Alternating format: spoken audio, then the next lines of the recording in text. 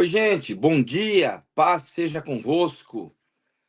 Que alegria poder falar com vocês, que alegria poder falar com a nossa grande nação quadrangular, espalhada nos quatro cantos do nosso país abençoado, nesse dia tão emblemático, né, dia 7 de setembro, onde nós mencionamos, onde nós comemoramos o 7 de setembro, independência do Brasil.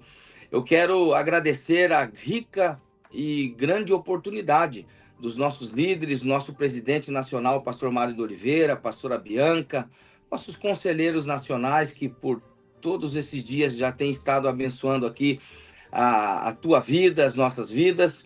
40 dias de milagres, eu tenho certeza, você já tem experimentado milagres da parte de Deus, eu tenho certeza, Deus já tem se manifestado de uma forma maravilhosa sobre a sua vida, sobre a sua casa, sobre a sua família, porque esse é o projeto, essa é a intenção da nossa liderança, abençoar a sua vida, unir a igreja, sem sombra de dúvida, o povo que permanece unido, a igreja que permanece unida em oração, sem sombra de dúvida, é a igreja que experimenta milagres, favores de Deus. Então, que tudo isso venha sobre a tua vida nessa manhã.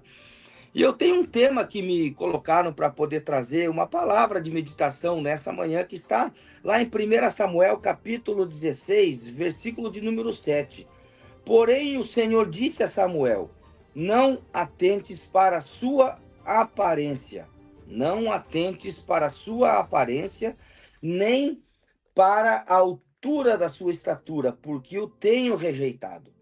Porque o Senhor não vê como vê o homem, pois o homem vê o que está diante dos olhos, porém, o Senhor olha para o coração. Sabe, queridos, ainda quero ler mais um texto da palavra de Deus, que diz lá em 1 Coríntios, capítulo 2, verso 15 e 16, mas o que é espiritual discerne bem tudo, e ele de ninguém é discernido. Porque quem conheceu a mente do Senhor para que possa instruí-lo? Mas nós temos a mente de Cristo. Não olhe para a aparência. Queridos, dizer essa frase no mundo em que nós vivemos hoje é paradoxal. E por que eu digo que é paradoxal? E até mesmo parece ser uma loucura, um devaneio, porque ela vai na contramão, é exatamente o contrário daquilo que nós temos visto. É exatamente o contrário daquilo que se vive no mundo no qual nós estamos vivendo hoje.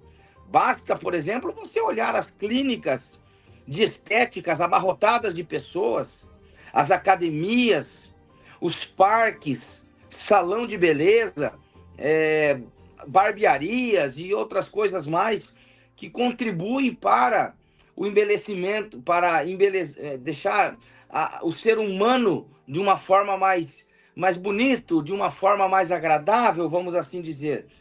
Andamos num mundo onde as pessoas estão tão preocupadas com a aparência, estão tão preocupadas com aquilo que se pode ver, estão tão preocupadas com o exterior, com o físico, que nós quase não temos mais tempo para olhar para dentro de nós mesmos. Estamos vivendo um tempo onde a criatura está sendo mais adorada do Criador.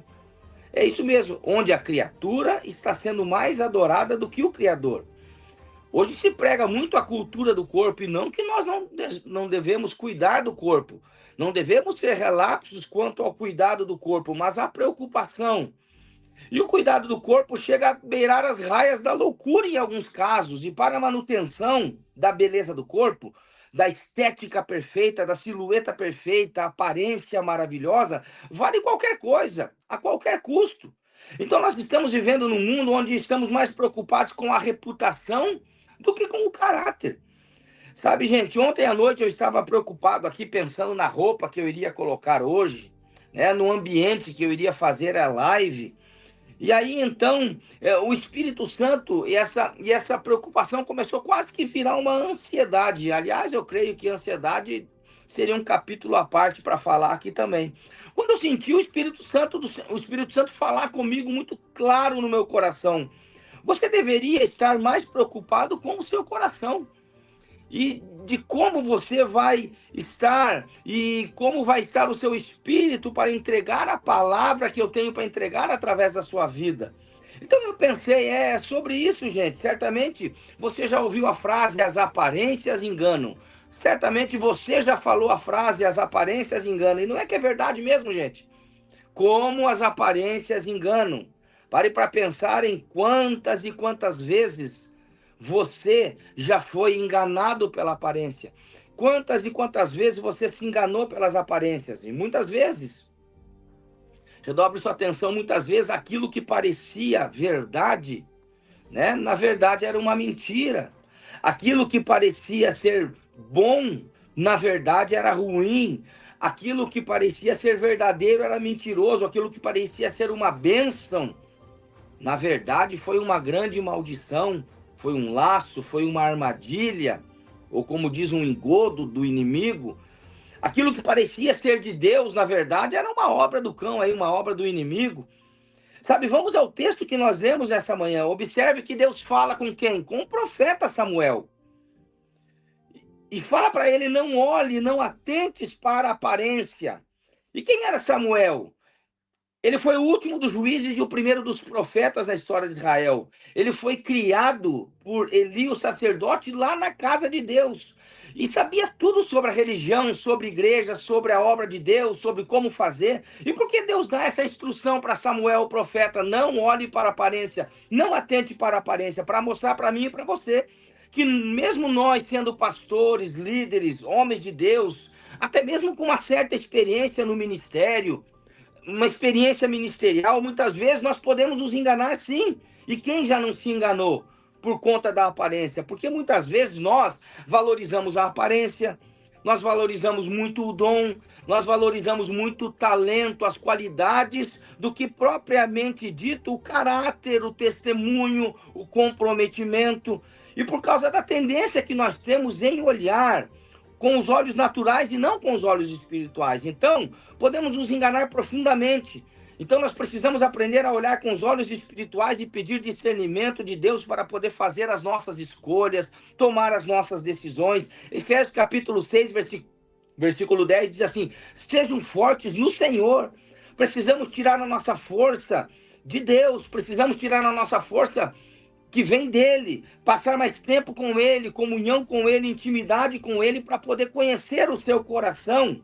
Sabe, queridos, encerrando aqui, você tem um corpo que todo mundo consegue ver e enxergar, mas você também tem um corpo espiritual e esse ninguém consegue ver, somente o Pai dos Espíritos. E eu estou falando do eu, do seu eu interior, do seu coração, porque é exatamente ali que Deus se deleita em você, tem prazer em você. Sabe, queridos, Deus não se impressiona com a nossa performance, Deus não se impressiona com as nossas qualidades. Então, que possamos orar nessa manhã, pedindo ao Espírito Santo que nos ajude em nossas decisões, que nos ajude em nossas escolhas, não nos deixando levar pelo que vemos, mas sim pelo Espírito Santo. E também nos ensina outra verdade o texto, que por mais que as pessoas, por mais que você, meu irmão, você membro, você líder, esteja sofrendo a rejeição, chegue a rejeição na sua vida, no seu ministério, esteja te deixando de lado, Deus sabe exatamente o lugar aonde te encontrar, Deus sabe exatamente o lugar onde você está. Sabe, Deus sabia exatamente que ali no segredo das quatro paredes de Jessé, o belemita, o pai de Davi, aconteceria a rejeição e o esquecimento, mas eu quero te dizer nessa manhã que não existe lugar onde Deus não possa te enxergar e não possa te ver. 2 Crônicas, capítulo 17, 9, vai dizer: porque quanto ao Senhor, seus olhos passam por toda a terra para mostrar-se forte para com aqueles cujo coração é totalmente dele. Então, meu irmão, continua trabalhando. 1 Coríntios 16, 58 vai dizer: portanto, meus amados irmãos, sede firmes e constantes, sempre abundante na obra do Senhor, sabendo que o vosso trabalho não é vão no Senhor e tem recompensa. Então oremos nessa manhã pedindo discernimento, entendimento, força, graça, para que possamos olhar com os olhos de Deus as situações da vida, as rejeições, e também passar por elas, pelas rejeições, sabendo que muitas vezes a rejeição faz parte de um plano divino, de um trabalhar de Deus na tua vida. Oremos a Deus nessa manhã. Meu Deus e meu Pai, em nome de Jesus, eu quero orar com a nossa nação quadrangular. Espalhados, irmãos, membros, a nossa membresia, a nossa liderança nacional, líderes estaduais, pastores, superintendentes, coordenadores, supervisores, meu Deus, secretários, tantas pessoas que nos acompanham aqui nesse momento da oração. Que a tua bênção se faça sentir aí na casa do meu irmão, na vida do meu irmão, nesse dia tão emblemático no qual nós queremos também abençoar a nossa nação brasileira. Deus, sara a nossa nação brasileira, a começar pela nossa casa, a começar pelo nosso ministério, pela nossa igreja, pela nossa vida, Pai. Eu quero abençoar as famílias que se unem em oração nesse projeto lindo e maravilhoso de 40 dias de milagres. Que possamos, através da oração, viver, vivenciar, experimentar, nos deliciar, nos deleitar em milagres vindo do céu. Pois eu abençoo a todos nessa manhã, no nome de Jesus. Amém e amém. Que Deus abençoe e tenha um dia abençoado em nome de Jesus.